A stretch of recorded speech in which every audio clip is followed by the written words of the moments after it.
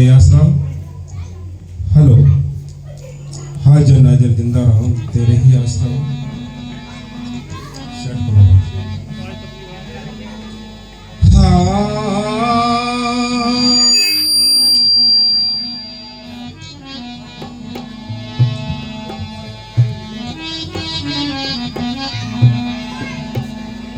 धनी धनी सती गुरु तेरा आसेरा, धन है तेरा नाम। जंगल में मंगल करे परम संतों की नारे राम। सभी घटी मेरी साइयां सुनी से जिन कोई, बलिहारी बाघटी की तुझा घटी प्रगति हो। गुरु चंदन हमनी मुरी गुरु समुदाय हम कीच, पल पल गुरु को दंडवत तु चरण नवाए।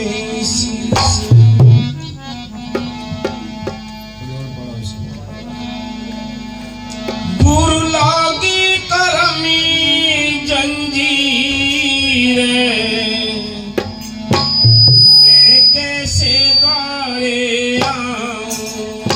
गुरु लागी करमी जंजीर, मैं कैसे गारे आऊं। गुरु लागी करमी जंजीर, मैं कैसे गारे आऊं।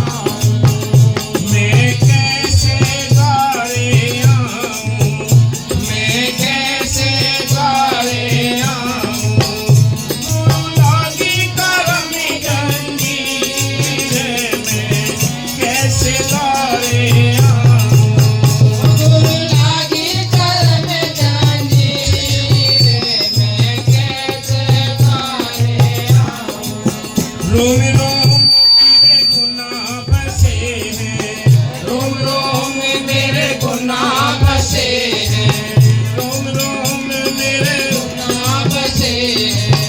चौर पैरी चोर लगे हैं, चौर पैरी चोर लगे हैं। खोटी मेरी तकदीर है, मैं कैसे धारे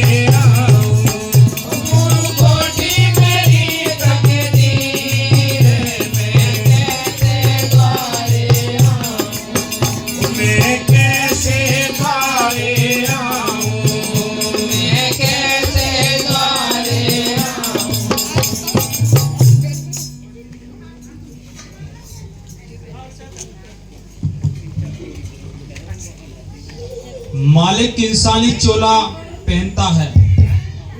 मालिक के सतगुरु सर्व गुणों का भंडार है। वह सर्व व्यापक है। सर्व व्यापक होते हुए भी किसी को गुप्त रूप से शिक्षा नहीं देता। इधर आ जाओ, इधर आ जाओ, जो कुर्सी पर जाओ, डबल कुर्सी है उधर आ जाओ, आगे आ जाओ, आगे आ जाओ। हाँ, अपने गुणों का खजाना वह किसी इंसान के अंदर बैठकर ही बांटता है। उदाहरणतः वैदिक या डॉक्टरी की विद्या किसी इंसान के अंदर बैठकर ही सिखाता है और इंसान के अंदर बैठकर ही हमारी बीमारियों का इलाज करता है। देखो मालिक की मेहर से है, सतगुरु की प्यारी सासंगत, संत और सभी महापुरुष हर एक टाइम में आते रहे हैं, पहले भी आए हैं और आज भी हैं, आगे भी आएंगे। संत आकर कोई हमें पाखंड में नहीं फंसाते, वो पाखंड से निकालकर हम सबको वो रास्ता बताते हैं जिस रास्ते पे चलकर हम अपने घर पहुंच जाएं। संतों ने उन महापुरुषों ने आकर उन तड़पते हुए जीवों को समझाया है, जगाया है, जो हकीकत में अपने घर वापस जाना चाहते हैं, मुक्ति पाना चाहते हैं, मोक्ष पाना चाहते हैं। उनको समझाने के लिए संत इस संसार में अवतार लेकर हम सबको समझाते हैं, हम सबके बीच में रहते हैं। रविदास जी आए, उन्होंने अपने एक शब्द में बड़ी सुंदर तरीके से लिखा है कि मैं आपको समझाने के लिए आया हूं। चलो, ये देश तुम्हारा नहीं है, ये गंदा देश है, यहाँ कोई भी जीव सुखी नहीं है। सुखी कौन है? जिनका ख्याल मालिकों को जुड़ा है, जो अपने घर गृहस्थी के काम काज कर गए, अपने संसार के लेने देने अदा कर गए, वो भाग्यशाली हैं। चलो चलो, मैं तुम्हें समझाने लिए आया हूं। वो ऐसा देश है जिस देश से मैं यहाँ आकर तुम्हें समझाता हूँ। उस देश की हालत क्या है, कैसा आनंद है उस देश का। तो उन्होंने अपने एक शब्द में लिखा है कि बेगमपुरा शहर को ना कोई खाने पीने की कोई चिंता नहीं है। वो ऐसा देश है, ऐसे देश को छोड़कर मालिक के हुक्म से मैं आपको समझाने लिए आया हूं। मास्टर की जो शिक्षा है वो मौके पर काम करती है। मौके की सरकार की जो शक्ति है, उसका हुक्म है, मौके पर काम करता है। मौके का कोई डॉक्टर हो, उसके मौके की दवाई काम करती है। इसी प्रकार मौके के संतों का बख्शा हुआ जो नाम है, उनके बख्शी हुई जो ताकत है, जो गुरु मंत्र है, उसके अंदर ताकत होती है, वो काम करता है। हम अपने छोटे मासूम बच्चों को प्राइमरी पाठशाला में एडमिशन कराते हैं। चाहे तो हम उनको घर पढ़ा लें, लेकिन नहीं पढ़ा पाते, क्योंकि हमें उन उस्तादों की आवश्यकता पड़ती है जिनके अंदर वो इल्म काम करता है। वो मालिक अपनी जो शिक्षा बांटता है, वो किसी स्थूल शरीर के अंदर बैठकर ही हम सबको समझाने के लिए आता है। वो संत हमेशा ही आते रहे हैं, पहले भी आए हैं, आज भी हैं, आगे भी आएंगे। बिना संतों के, बिना किसी महापुरुष के हमें कोई रास्ता नहीं मिलता। हम बाहर के कितने कर्म कांड पाखंडवाद में फंस जाए, लेकिन हमें भक्ति करने का कोई रास्ता नहीं मिलता बिना संतों के। हाँ जी। और इंसान के अंदर बैठकर ही हमारी बीमारियों का है। यार बंद इसको छोड़ो,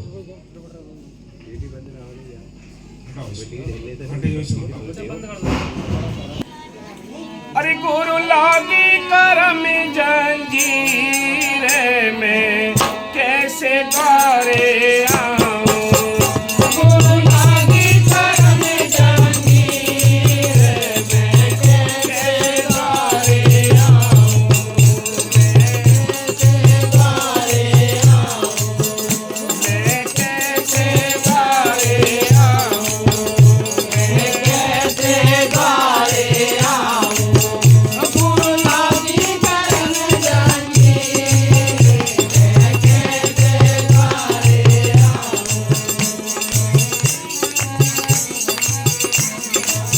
रोम रोम मेरे गुनाह बचे हैं, रोम रोम मेरे गुनाह बचे हैं, रोम रोम मेरे गुनाह बचे हैं। चोर बैरी चोर लगे हैं, चोर बैरी चोर लगे हैं। खोटी मेरी तकदीर में कैसे गारे आऊं। गुरु खोटी मेरी तकदीर में कैसे गारे आऊं। गुरु खोटी मेरी तकदीर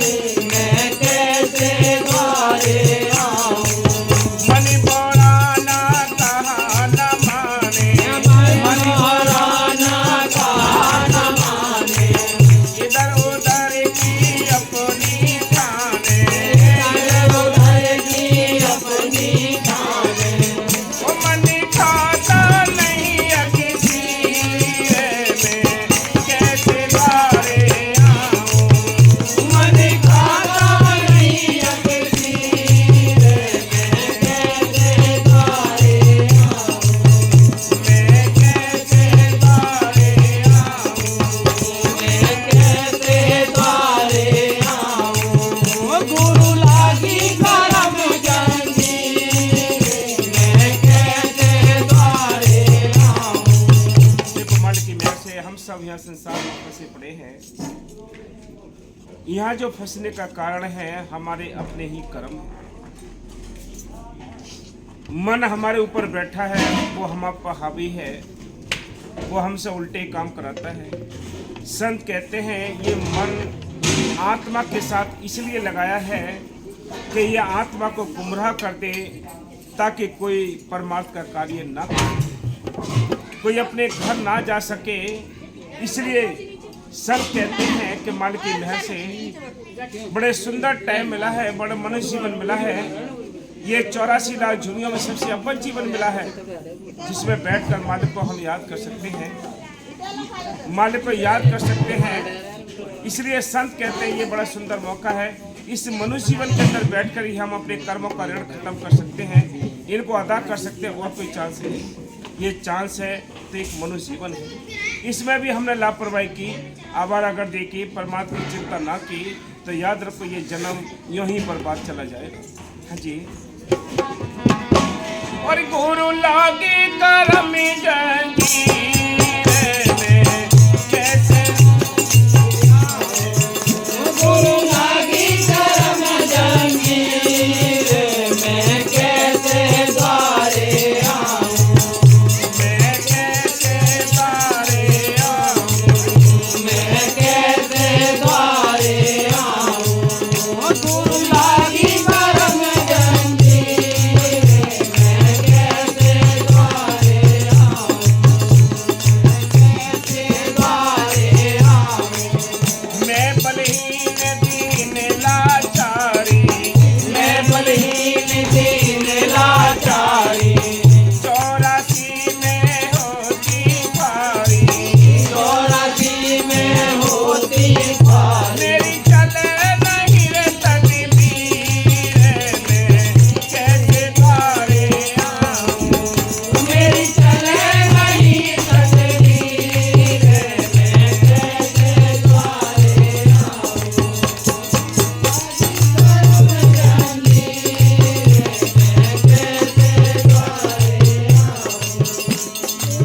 ये मन बड़ा दुश्मन है। इसे कह दो भाई थोड़े हल्के हल्के आराम करो। अरे आराम से धो लिया जाए, आराम से धो। सारे बीमारियां ही क्या कारण है? अरे भैया बर्तन संभाल के धो ले जाए, थोड़ी देर बाद धो लिया जाए। हमारे कोई यहाँ से कैसे बात बोलेगी? थोड़ी देर बाद ले जाए, 2 घंटे बाद ले जाए।